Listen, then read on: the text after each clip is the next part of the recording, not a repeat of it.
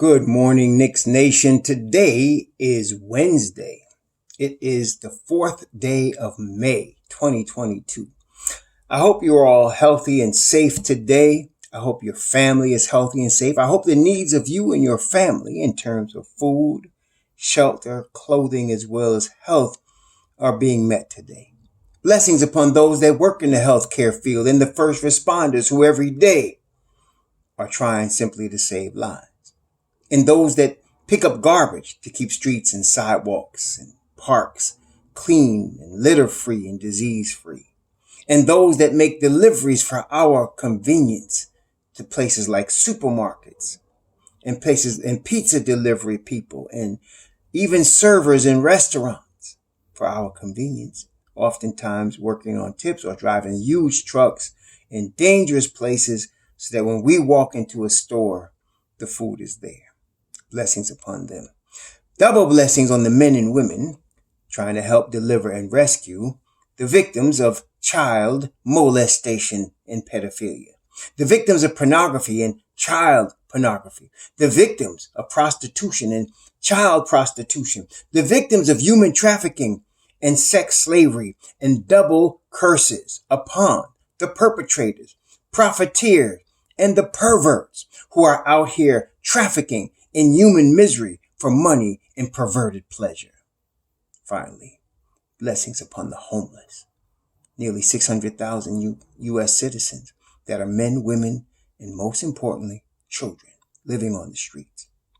And millions around the world in similar or worse conditions, and blessings upon them, for theirs is the kingdom. So brothers and sisters, today we're going to talk about a couple of things. But the main subject today is one Malcolm Brogdon. So we've been talking about a lot about Jalen Brunson as a possibility for the New York Knicks. And it's about 50-50, honestly, from my perspective on Jalen Brunson. I know that his ties are deep with both Tom Thibodeau as well as Leon Rose and Worldwide West, between Rick Brunson, the former Temple guard, and now Jalen Brunson, his son. It appears that Rick is very unhappy with the way Dallas has handled the contractual situation, but money is money and business is business. I have a feeling that the Dallas Mavericks front office, who already said they are not going to do a sign and trade, are going to throw the money. They're going to back up the Brinks truck for Jalen Brunson. Probably more than the Knicks can pay, but we're going to see how that works out. The Donovan Mitchell situation, let's be real, is dead. We're not getting Donovan Mitchell. Let's just end that fantasy right now. Along with the Zion fantasy, which we mentioned before. The fantasy now is not possibilities. Both of these guys are not coming to New York. Not this summer. Not at all this summer. No, not happening. Not yet next year either. Okay? So that's that. Let's move on. Then there's Malcolm Brogdon. Now, I, along with Tom Thibodeau, am not into players that don't have the ability to be available. Malcolm Brogdon is one of those guys. Out of 82 games this year, he played 36 games. Let's just go in his career. Now, he's a guy that came into the league at age 24. He was a 4-year player at Virginia. So he come in the league in 2016, right? He played 75 games his rookie year. And that was the most he's ever played since. The next year, 48 games, 64 games, 54 games, 56 games, and finally this year, 36 games. He's 29 years old. He's going to be 30 in December, and he's very injury prone. So why am I looking at Malcolm Brogdon? I got a selfish reason. I know he's not going to play a full season. Okay? And therefore, that leaves the door open for deuce time. And I like that opportunity. Okay? Aside from that, his salary, Malcolm Brogdon's salary, matches one Julius Randle. He matches Julius Randle's salary. He matches it perfectly. He matches Julius Randle's salary, so he's getting this year, he said 2022, 23, 22.6 million, 21.6 million, 23.3 million. basically, we're going to have a high-priced, injury-prone backup to Deuce. Why would I want that? Because that gives us, as the Knicks, an opportunity to play Deuce McBride along with Emmanuel Quickley over their rookie deals and learn how good the talent we have is. And then at the end of the Brogdon deal, which would be 24-25. So what's going to happen then? He's going to be an expiring deal at the end of 23-24 season. So we're going to basically have him for 2 seasons. And then he's an expiring contract. And there's always a team out there that want to create cap space. So the summer of his last year, we can get rid of him. By then, we'll know what we have with Deuce. And in the meantime, if he could give us, I'm saying, on the high side, Brogdon to give us 50 games. So we can get 50 games of Brogdon. Now, Brogdon is a good player. There's no doubt. I mean, he could play ball now. I mean, he always hurt. He almost on the Anthony Davis level of injury prone. Not quite that bad. I mean, Anthony Davis, man, you ask that brother to chew gum and walk, he gonna sprain something. But Brogdon is not quite that bad, maybe. But, but when he shows up, just like Davis, the kid could play. So now, we can get 20, he's a career 25-point scorer. Wow, he really is. Career 25-point scorer. So I'm not even expecting that much. But for 50 games, we can get, and he plays good defense, all-around good point guard. So if we could get 25 and what is he doing as far as assists? 8 assists for 50 games from him. And Tom Thibodeau is going to play him 35 minutes a game. I mean, that. So he's going to be hurt. I don't mind that. And we got rid of Julius Randle. Obi's our starting 4 at that point. I'm happy. I think we could do that. Okay. I have no problem with that. So I have a selfish reasons. I have selfish motives for Malcolm Brogdon. Understanding who he is. Some of y'all think, oh man, let's get Brogdon because you're looking at your NBA 2K stats and you're seeing him lead us. First of all, let me let's back up for a second, Knicks Nation. I love the Knicks. That's why I do the channel. But I understand we're in year 3 of the rebuild. Some of y'all don't. And of course, the media don't. So you're looking at every player we acquire as somebody that next year is going to bring us to the finals. Don't think like that. Who's going to help us develop our young players so that in 2 years, 3 years, we're in the finals? Okay, like I said, how about the Memphis Grizzlies? No Steven Adams. And look, Golden State was at full strength and they lost to Memphis, who was missing Steven Adams. Desmond Bane played with a bad back. Zaire Williams played with a bad knee. They started a 2nd round pick in Xavier Tillman at the 5, and they beat Golden State at full strength. When Steven Adams comes back, it's a wrap. If he comes back anywhere near the Steven Adams that we know him to be, and he's out on health and safety protocol, it's not like he, hurt something. So when he come back, then Memphis going to take this series. Okay? And don't let them beat Golden State this next game in Golden State. It's a wrap. See, some of y'all, this is the thing in sports. I'm a guy, I used to be a guard. Not a point guard, a guard. Basically a short shooting guard. That was me. But I wasn't good enough to play in college basketball. I played in high school. I was good enough to analyze the game and coach it. I got a little bit of chops in that area. And know what a player needs. And the reason I feel like I was able to do that is because realistically, my dreams of playing in the NBA were done. So I had to face that reality. But what happens when players are really good and they go to the NBA and they're really good? It's hard for them to face reality that is, over.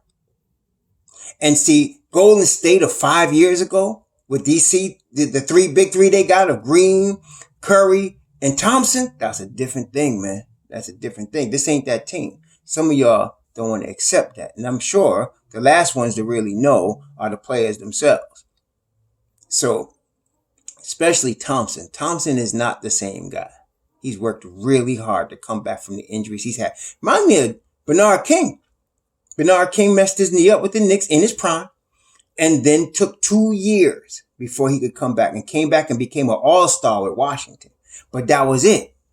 See, he had worked so hard coming back and to prove his pride. I mean, that was a will that I've never hardly seen on the sports stage what Bernard King did, because technology wasn't what it is today. A knee injury like Bernard King at that time was career ending. And for him to come back at all was, a tremendous show of a credible will. And so here, Klay Thompson, even though technology is better, he hurt his knee. Then he came back and I hurt something else. Well, I forgot what it was. He hurt something else and had to come Achilles, and then had to come back from that. So it took him a lot, and that's tremendous will on Klay Thompson's part. But let's be real. He's not going to score 37 in a quarter. And Memphis, the young legs and the youth and the power of Memphis is going to expose them for being old. I'm trying to tell you. This is raw Hebrew take on it. I'm just saying. So I won't not mind. And Indiana is going to get rid of Brogdon. 100%. They are trading Malcolm Brogdon. Why do I say that with such certainty? They got Tyrese Halliburton and Duarte. Talk about a young future of the backcourt. They don't need no Malcolm Brogdon coming off the bench for $25 million, $23 million, whatever it is. They don't need him. Playing 30, 40 games, they don't need that. And we don't need Julius Randle no more. Okay? So, Julius goes away. Brogdon could come in. I'm just giving you the possibility. I'm not saying they're going to do it, but it fits. I got to admit, it fits. And I know Brogdon's not going to play a whole season. Not even close. Not going to happen. And he's not, just like he's probably not going to be available for the playoffs. Meantime, you get Emmanuel Quickly and Deuce McBride getting those minutes, heavy minutes when Brogdon's out, which is going to be inevitable. And then maybe even, you start getting them ready for playoffs. They start ready to play. So I wouldn't mind that. Not at all. Not at all. Even for the $23 million, I wouldn't mind it. Because we get to look and see what our youth got. Don't mind that at all. So that opens up minutes for Obi. It opens up minutes for a backup four. Whoever the Knicks get, whether it's a veteran on an expiring deal, right? Like a Harrison Barnes, or a young player coming out the draft, like a Tyree Eason, or, a Keegan Murray, whoever they will be able to get. And it's going to be interesting to see where the Knicks pick. More than likely, they're going to pick 11th. I mean, right? The odds are 75% chance, something like that, they're going to pick right where they are. And so I would love for them to move up, as you would too, but I ain't going to fantasize about that. I'm looking at what we would get at 11. And at 11, we can get Jeremy Sohan. I love that boy. Love that kid, man. That defense that he could play. See, people, you keep looking at his sorry offensive numbers, but you got to understand he is 18. He's going to get better offensively. He can handle the rock right now. At 6'9". He's like Scotty Barnes. He just doesn't shoot as well as Scotty Barnes did coming out of Florida State. But I don't think that's a permanent thing. I think he's going to learn. But defensively, right now, he's NBA level. Right now. I love Jeremy Sohan. That's my number one dude. I want the Knicks to pick him at 11, if we stay at 11. Also, I like Agbaji. If we could get Agbaji, the defense he shows, and then we see that he definitely has shooting potential. We got a lot of wings, but I'll take him too. I'll bring him on board. Because you know what? In my view, we got to move Evan Fournier. Got to move Evan Fournier and Alec Burke. We got to move these cats. And we got to open up the door for the youth to come. Brethren, pro basketball, sports in general, it's a young man's thing, man. Boxing, basketball, football. I mean, we like the aged veterans to give you that last push, right? But this is a young man's game. And yeah, you need some experience, so you will keep a couple of veterans. So I said, bring back old Taj. Let him be like a coach, player coach. Bring him back. You might keep Derrick Rose, maybe not, but you keep a couple of veterans, but you don't want them to be in the way of your kids. And right now, we will have, if we are able to sign Mitch Rock, he's in his 5th year this year. And he's still 24. RJ in his 4th year. Cam in his 4th year. Okay. To me, that's coming into the veteranhood now. They know their way around the league. They're young, but they know their way around the league. Okay. Obi Toppin will be in his 3rd season along with Emmanuel Quickly. Okay. Let's get this done. Let's get these boys playing. So the Malcolm Brogdon, I don't have no problem with that. I don't think he's going to lead us anywhere. He can help us win some games during the season for sure. But he's going to get hurt. He's not going to be available. Tom's going to be pissed. And here come Deuce time. Let's do it. I have no problem with that. Okay? So to me, those are the two best possibilities. The Jalen Brunson and the Malcolm Brogdon. Now, some of y'all going to trip. Say, I thought you liked Deuce. You're always saying Jalen Brunson. I'm trying to differentiate.